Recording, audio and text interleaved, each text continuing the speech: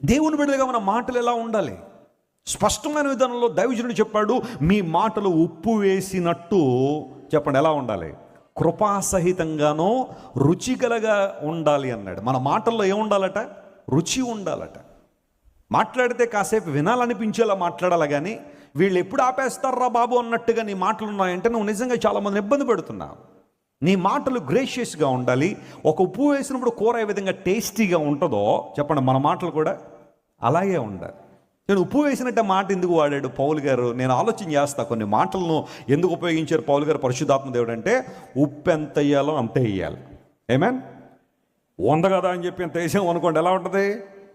ఎవరైనా తినగలరా? పోనీ అసలు వేయొద్దు అనుకున్నాం అనుకోండి, అసలు ఉప్పే వేయలేదు అనుకోండి కూరలో, ఎలా ఉంటుంది? చప్పగా ఉంటుంది. ఉప్పు ఎంత వెయ్యాలో అంతే వెయ్యాలి. ఉప్పు వేసినట్టు అంటే నువ్వు ఎక్కడ ఎంత మాట్లాడాలో అంతే మాట్లాడాలా. నీ మాటలకు ఫిల్టర్స్ ఉండాలా. అప్పుడు సకల సమస్యల నుండి నువ్వు విడుదల పొందుతావు, ఇబ్బందులు ఫాలో అవుతావు. కొన్నిసార్లు నీ మాటలు నేను బాగా సేవ్ చేస్తాయి. నీ మాటలు